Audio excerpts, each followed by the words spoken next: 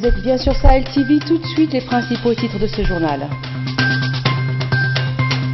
Un mouvement non reconnu se cache derrière un parti légalisé dans une alliance pour le moins confuse. C'est en ces termes que le président de la République a qualifié l'alliance entre l'IRA et Sawab.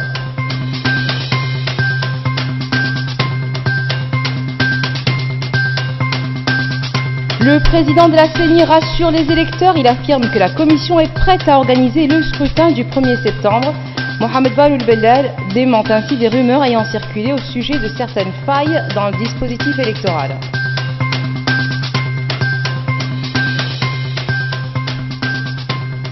La campagne électorale touche à sa fin. Beaucoup de publicité autour des programmes électoraux, mais certains électeurs les jugent peu convaincants.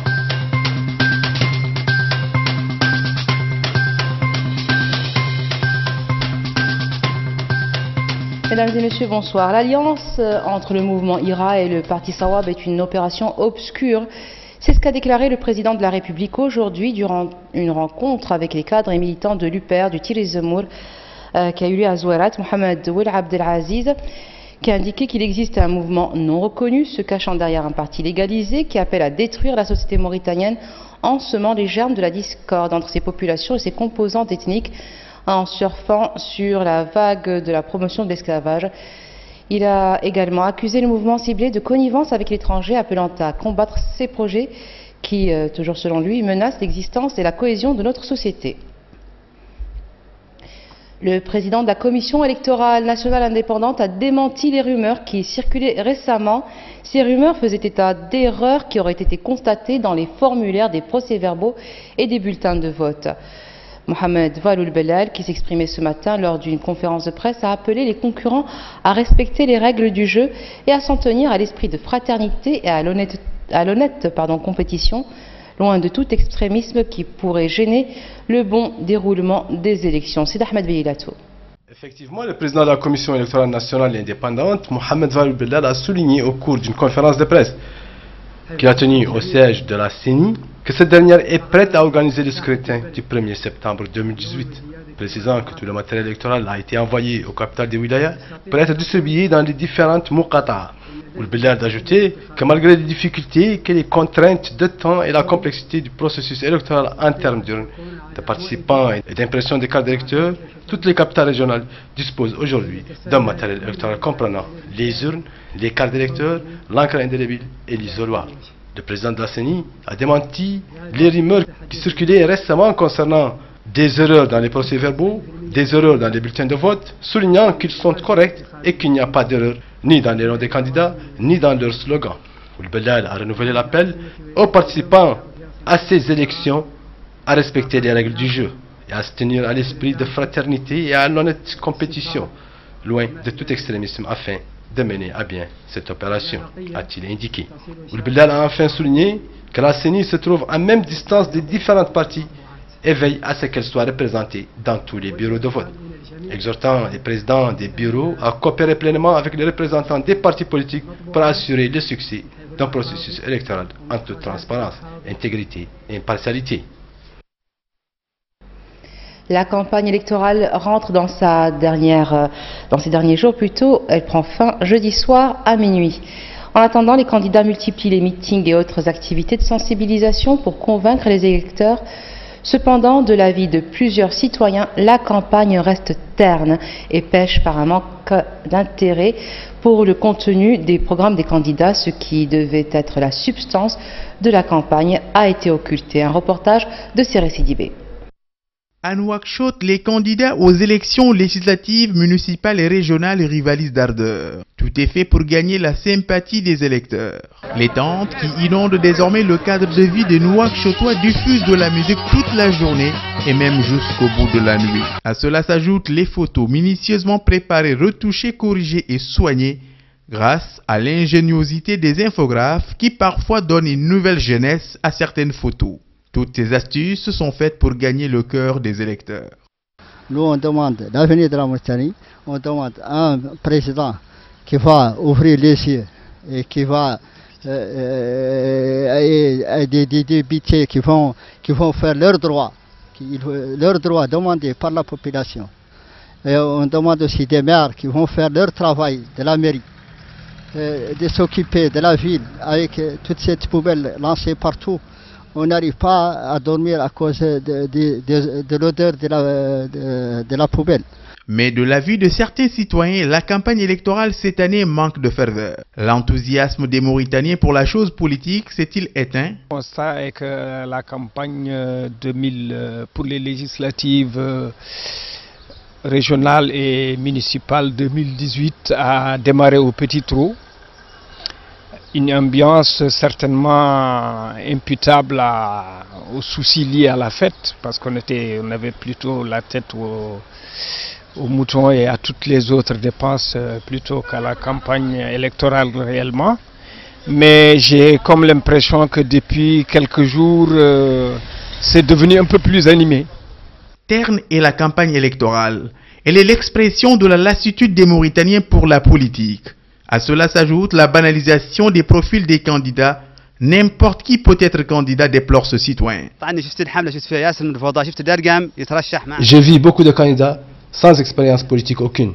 Je connais même des mécaniciens candidats et un vendeur de briques. Outre le côté folklorique de la campagne électorale, les candidats ont-ils cherché à convaincre les électeurs par leur programme? Ont-ils abordé les sujets majeurs, comme l'unité nationale, la bonne gouvernance pour ne citer que cela? En ce qui concerne les élections et les programmes des candidats, il faut dire que les gens ont tendance à voter pour soutenir un parent. Le lien social ici, ou régional, est prioritaire. Les programmes, honnêtement, on reste sur notre faim parce qu'on en entend très peu parler. Certes, vous avez quelques candidats, quelques formations politiques qui essaient. Mais je crois qu'on n'est pas encore, on n'entend pas, on ne met pas focus vraiment sur les gros problèmes qui préoccupent les Mauritaniens de manière générale, c'est-à-dire les questions liées à la vie de tous les jours, hein, le coût de la vie, des questions relatives à l'éducation, des questions relatives à l'approfondissement de l'état de droit. Pour changer la gouvernance politique de notre pays, il ne suffit pas seulement de voter et de choisir des hommes ou des femmes. Mais il faut des électeurs exigeants, consciencieux et avertis, qui n'échangent pas leur droit de vote pour un intérêt matériel quelconque ou un lien social ou familial. Notre responsabilité à tous est engagée. Le président du parti Tawassul, Mohamed Mahmoud Sidi, a accusé le pouvoir mauritanien de vouloir recourir à la fraude lors des prochaines élections. Au cours d'un meeting électoral, où Sidi a réaffirmé que son parti n'acceptera jamais la fraude et qu'il prendra toutes les mesures pacifiques et civiles pour l'empêcher. Pour le président de Tawassul, il existe des indicateurs évidents à propos de la volonté du pouvoir de dénaturer les résultats des élections en refusant des observateurs internationaux, en intégrant le vote des militaires avec celui des civils et en refusant d'associer le regroupement de l'opposition dans les instances supervisant l'élection, les médias et le Conseil constitutionnel. Et nous passons maintenant aux pluies. En ce moment même, une forte pluie s'abat sur Agjucht et ailleurs. Les quantités de pluie enregistrées au cours des dernières 24 heures sont 25 mm à Tintan, là ici 15 mm, Hsaytin 5 mm, Kankosa 41 mm, Kifa 1 mm, Muftah el-Khair 4 mm, Mbout 18 mm, Mbout ancien 35 mm, Wali 18 mm, Lahrash 15 mm, Oulienj 11 mm, 10 mm à Gabou, 31 mm à Selibabi, Ar 35 mm, Nkhail 17 mm et enfin 22 mm à Hassi Chegar. Et nous passons maintenant à l'actualité internationale. Au Burkina Faso, 8 membres des forces de sécurité intérieure ont trouvé la mort lors de l'attaque de la brigade de gendarmerie de Pama dans l'est du pays la nuit dernière. Les renforts composés de gendarmes et militaires qui venaient en soutien sont tombés dans une embuscade. Il s'agit de la deuxième attaque dans cette région en quelques semaines. Deiso City. Le bilan fait état de 8 morts dans les rangs des forces burkinabées. Durant la nuit du 27 au 28 août, des hommes armés ont attaqué la brigade de gendarmerie de Pama, à une centaine de kilomètres de la ville de Fada Gourma, dans l'est du Burkina Faso.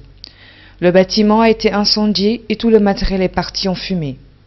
Les forces de sécurité intérieure de Fada Gourma ont été appelées en renfort. Face à l'ampleur de l'attaque, plusieurs véhicules avec des hommes à leur bord ont pris la route.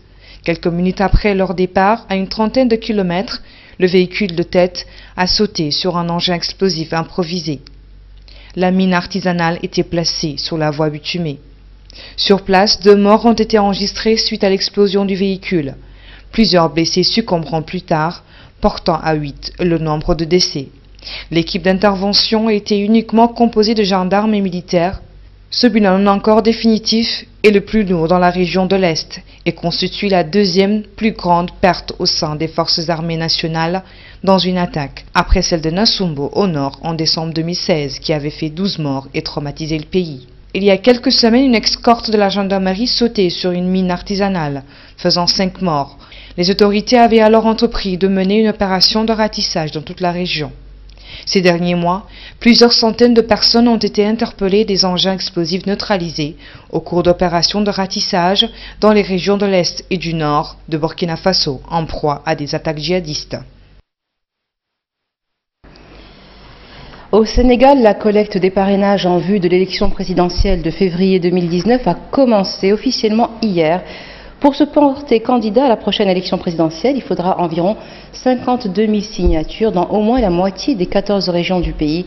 Ces dispositions découlent d'une nouvelle loi qui vise à imposer aux candidats un parrainage de 0,8% du corps électoral. Selon les autorités sénégalaises, ce texte de loi va permettre de faire progresser la démocratie en barrant la route aux candidats fantaisistes qui briguent la magistrature suprême. La mesure vise aussi à réduire les frais liés à l'organisation du scrutin présidentiel, comme les dépenses de campagne, tout en améliorant pour les citoyens la lisibilité des listes électorales. Plus de 80 candidats ont fait part de leur intention de briguer la magistrature suprême au Sénégal en février 2019. Le président français a réitéré sa volonté de renforcer le combat contre les groupes djihadistes opérant en Afrique et ailleurs. Le président Macron a réitéré la détermination de son pays à maintenir le soutien au G5 Sahel. Dans son discours prononcé hier à Paris, à l'occasion de la traditionnelle conférence des ambassadeurs de France en Afrique, la France est déterminée, encore déterminée à continuer la même politique de lutte contre le terrorisme. Il a souhaité que l'action menée contre les terroristes dans le Sahel, qui s'est déjà soldée par des victoires importantes, se poursuive avec la même intensité. Il a insisté sur l'appui et l'accélération de la création de la force conjointe du G5 Sahel pour compléter la présence de la force Barkhane et de la MINUSMA. Le chef rebelle sud-soudanais Riek Machar refuse de signer l'accord de paix pour le Soudan du Sud conclu à Khartoum et destiné à mettre un terme à la guerre civile qui ravage le pays le plus jeune au monde. Riek Machar ainsi que d'autres groupes de l'opposition exigent que leurs réserves soient intégrées dans le texte final de l'accord qui a été signé à Khartoum le 5 août dernier. Cet accord prévoit le retour du chef rebelle dans le pays pour occuper l'un des 5 postes de vice-président prévus dans un gouvernement d'unité nationale. La cérémonie qui était prévue à Khartoum, au Soudan, avec les différentes parties du conflit au Soudan du Sud ce 28 août, n'aura finalement pas eu lieu. Et au Yémen, toutes les parties prenantes au conflit, les rebelles Houthis comme la coalition menée par l'Arabie Saoudite, ont potentiellement commis des crimes de guerre. C'est ce qu'un groupe d'experts mandaté par le Conseil des droits de l'homme de l'ONU a révélé aujourd'hui dans un rapport sur la situation du pays. Torture, viol, enrôlement des enfants de moins de 15 ans. Le document couvre la quasi-totalité du conflit, du début des hostilités en septembre 2014 à juin 2018. C'est un procès qui aura duré près de 3 ans. L'accusation et la défense de l'ex-chef de guerre congolais Bosco Ntaganda s'affrontent donc à partir d'aujourd'hui et jusqu'au jeudi 30 devant la Cour pénale internationale qui devra déterminer la culpabilité de celui qui a plaidé non coupable pour 13 crimes de guerre et 5 crimes contre l'humanité. Surnommé Terminator, Ntaganda est accusé d'avoir commandité, programmé et planifié des meurtres, pillages et viols d'enfants soldats commis par ses troupes en 2002-2003 en Ituri dans le nord-est de la République démocratique du Congo. Un conflit qui a coûté la vie à plus de 60 000 personnes selon les organisations non gouvernementales. Et hier, plusieurs personnes ont été blessées lors d'une manifestation de l'extrême droite à Chemnitz en Allemagne. La veille, une chasse aux immigrés dénoncée par Angela Merkel avait été organisée après le meurtre d'un Allemand de 35 ans Plusieurs personnes ont été blessées par des engins pyrotechniques et des projectiles lors d'un rassemblement sous haute tension de milliers de sympathisants d'extrême droite hier soir au lendemain donc de cette chasse collective aux immigrés. Angela Merkel a déclaré que la haine de la rue n'avait pas sa place en Allemagne. Et voilà, ce sera tout pour aujourd'hui. Tout de suite le rappel des titres.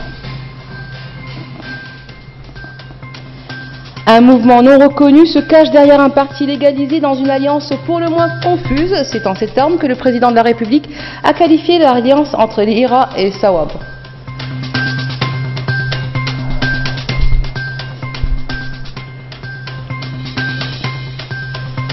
Le président de la CENI rassure les électeurs. Il affirme que la commission est prête à organiser le scrutin du 1er septembre. Mohamed Wael Belal dément ainsi des rumeurs ayant circulé au sujet de certaines failles dans le dispositif électoral.